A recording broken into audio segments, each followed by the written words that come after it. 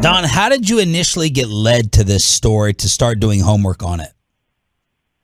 Oh, well, we got a tip.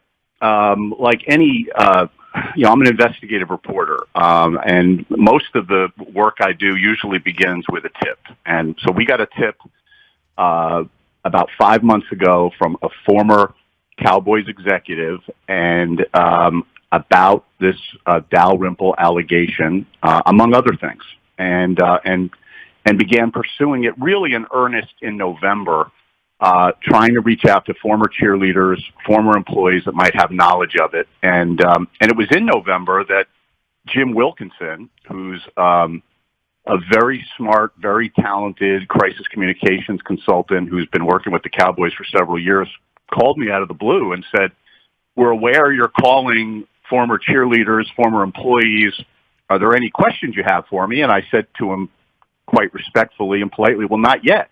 I'm beginning to do my investigative work, but when it comes time for me to ask you some questions, I'll certainly reach out to you." And we started having those conversations with Wilkinson a week ago Monday. So it's been about 10 days when we felt we were ready with all of our reporting, had the documents we needed and all the reporting to go to the Cowboys and asked to speak with Rich. Now, this was after Rich's retirement, which I'm sure you're going to ask me about, and we can talk about that. But we went to the Cowboys. We felt prepared to go to the Cowboys with the questions that we had about 10 days ago. Don Van Natta joining us here, 105 through the Fan.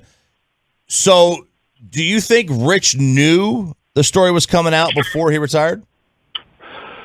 Well, I believe he probably did know. Rich is very, very good at his job. He's easily he's the most well-known and probably one of the most talented PR guys in the NFL, maybe in all of American sports. He's been with the team for 32 years. When a crisis communications person who works with the team, and I know that Wilkinson and Dalrymple are friends, is calling me in November to find out what we're doing, I think he might have had an inkling about it, because we were also calling, as our story points out, lawyers around and asking questions in the days leading up to when Rich announced his very sudden retirement on the evening of February 2nd, when he told David Moore that he was going to retire. So I believe so. I can't prove it, guys. I haven't spoken with Rich.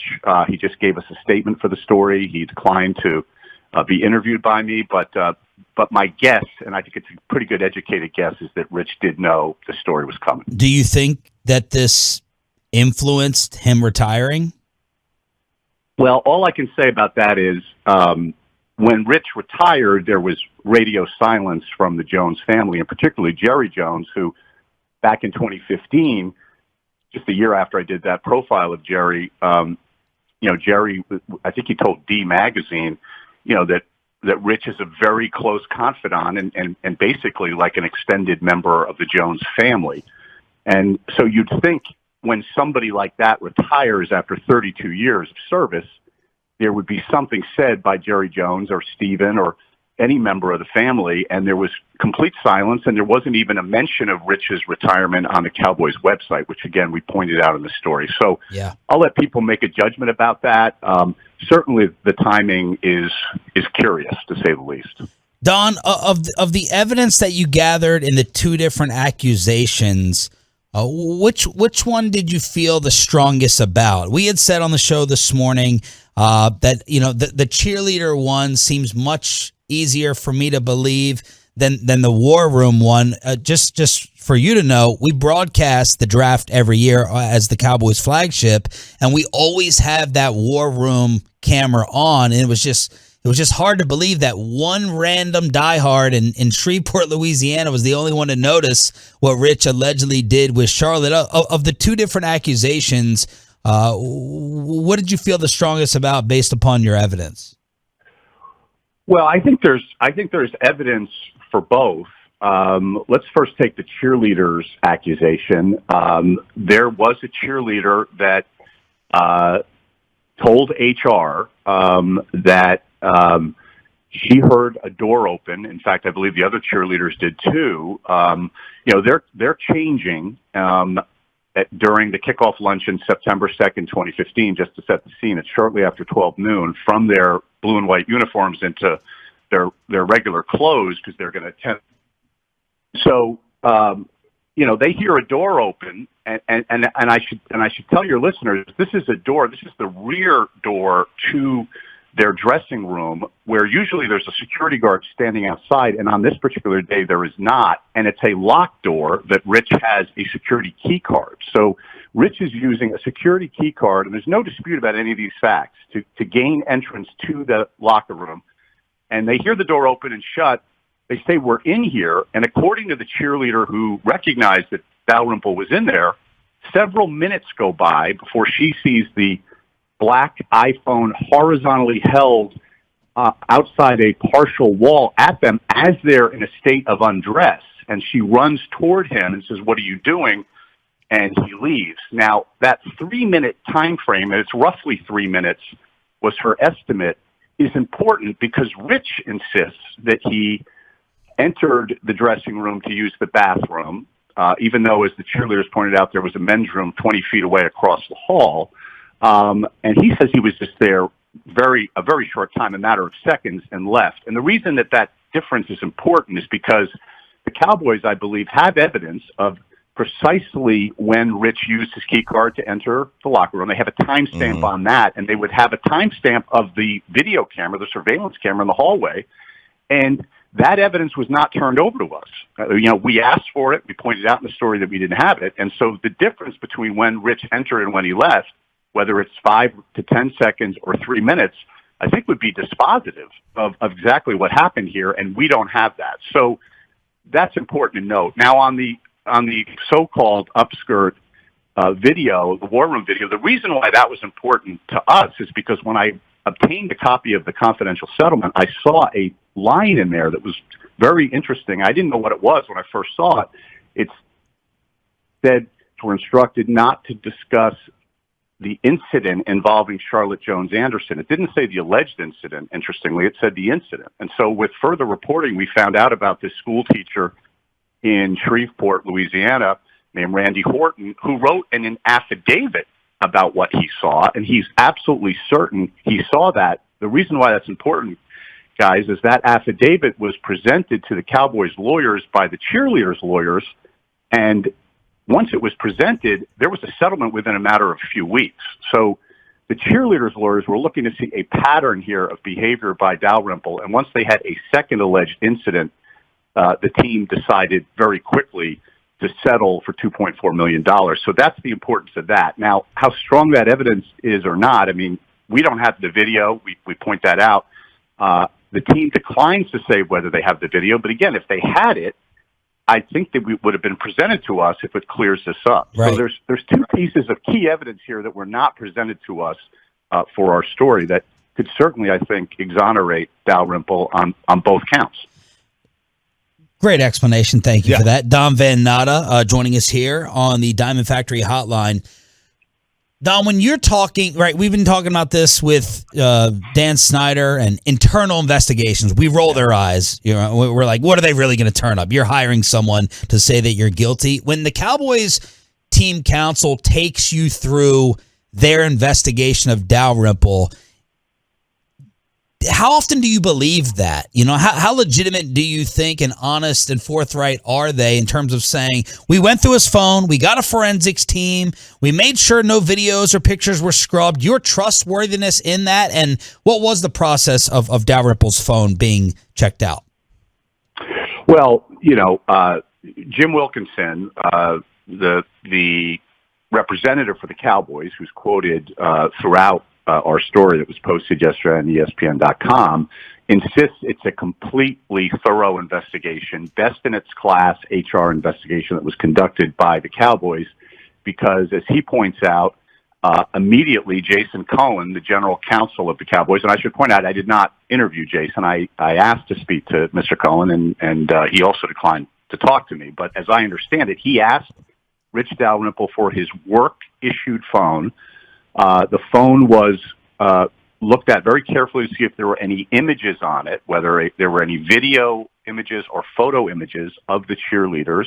They found none. They did hire this forensics firm to also look to see if anything had been deleted. They have a way to do that. Now, that report was not turned over to me. So, again, I'm taking the word of Wilkinson that all these things occurred. They checked Rich's iCloud account. I mean, sounds like they did a lot. But, again, I don't see any evidence of it. As a reporter, I like to see the things you're describing for myself. Right. I mean, I have a copy of the settlement agreement. I know to the penny how much the cheerleaders were paid. I have an affidavit from Mr. Horton in Shreveport, Louisiana, that I know that the team was made aware of. And so I asked for all those things. And again, your listeners can make up their own mind, and our readers, none of it was provided to me. It was simply said, we did a very, very thorough investigation. Now, a key fact here is that there was one security guard that was at the other door. And when he found out about this incident from those young women in the dressing room, he wanted to call the Arlington Police Department. And the Arlington Police Department were never called. And now the team's response to that, it's important that I note this, is that when that security guard was interviewed by HR, he did not tell HR that he wanted to call the police. But the team doesn't dispute that he did want to call the police. It would have been independently investigated rather than the Cowboys investigating this incident themselves, and that never happened. Why do you think the officer changed his mind? I don't know. I don't know that. I tried to find that out. I didn't speak to the security guard, not for lack of trying, and I don't know the answer to that. That's one thing I would love to know, why he didn't say anything about it to HR. I mean, that's what I've been told by Wilkinson. But it's just one of those facts I could not nail down. Believe me, it endlessly frustrated me because I wanted to know the answer to the question you just posed, and I couldn't answer it for our readers, unfortunately. Did the NFL investigate this? And if not, will they investigate this? I don't know. That's a good question. Thank you. And that's something I think that we should find out. And the other question is whether Congress is going to investigate it. The House committee that is investigating the Washington Commanders and the allegations that have been made, the fresh allegations that were made in the last couple of weeks against Dan Snyder, there's a question about whether they would possibly want to hear from the cheerleaders.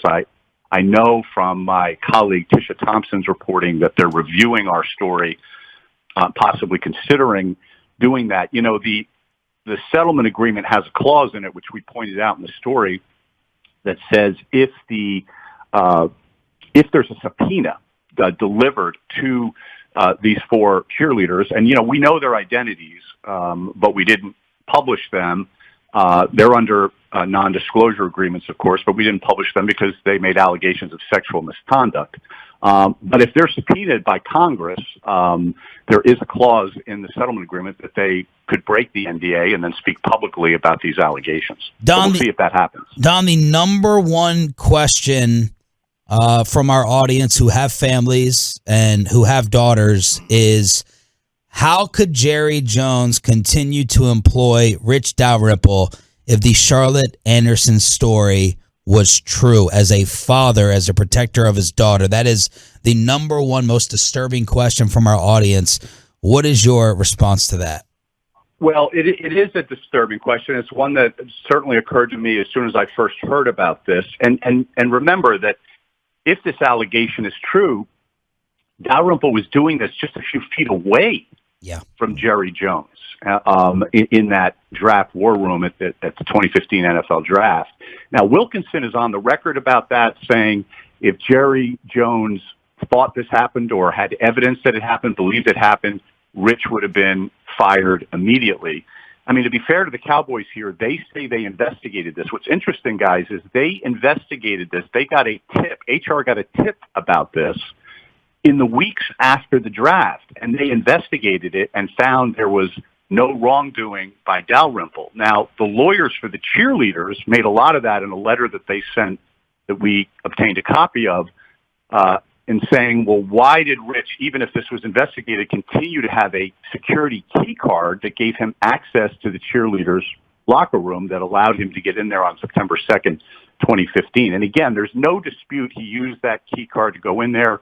Again, I want to be really clear and fair to Dalrymple. He said it was an accident. He was only there a few seconds. But in preparing for a possible lawsuit against the Cowboys, the lawyers for the cheerleaders wrote in a letter to Jason Cohen and other lawyers for the team raising this question. They knew in September of 2015, just a few weeks after this alleged incident involving the cheerleaders, about this earlier incident alleged incident, I should say, involving Charlotte Jones Anderson. But Wilkinson is clear, saying if Jerry Jones thought this happened or had reason to believe it happened or evidence it happened, Rich would have been fired on the spot. And we have other language in the story. I should be clear with your audience too, where we have notes of an HR meeting where one of the cheerleaders is making this allegation 8 days after it occurred to Jason Cohen, the Cowboys lawyer, and to the HR chief of the Cowboys. And Cohen says, if there had been evidence of images on Rich Dalrymple's work-issued phone, he would have been fired. I think what's clear here is the language that the Cowboys are using about wrongdoing is about images on the phone.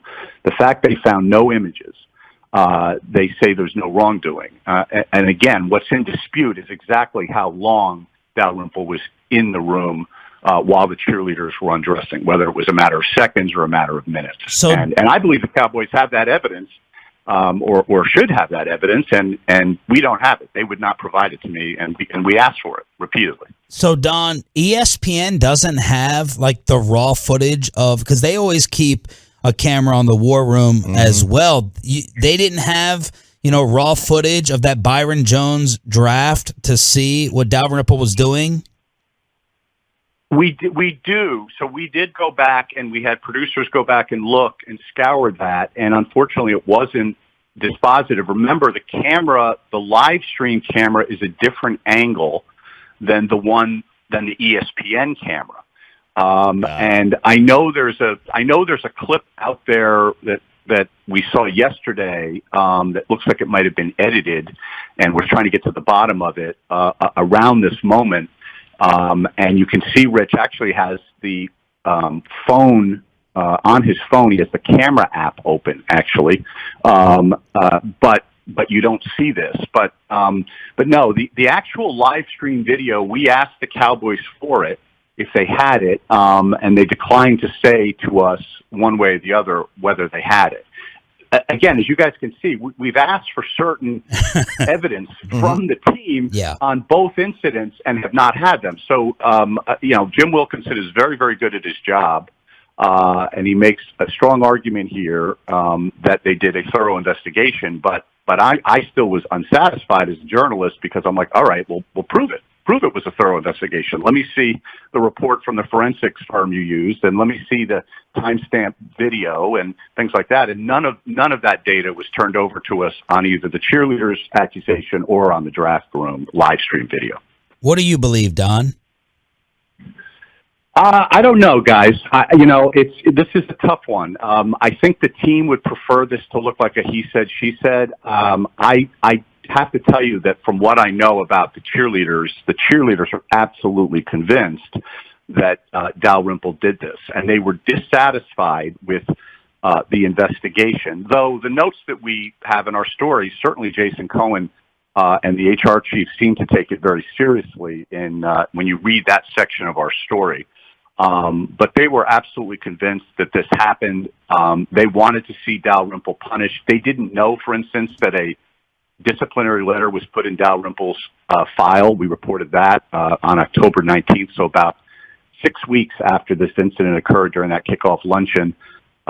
Quietly, there was a disciplinary letter put in Rich's file. So, you ask as a journalist, well, you paid a $2.4 million settlement, and you put a disciplinary letter in Rich's file, and that, by the way, that letter also wasn't provided to us. We were just told that happened. And yet you're saying there's no wrongdoing. So for me, it's hard to square those facts. And I think that most readers are also struggling to square those facts.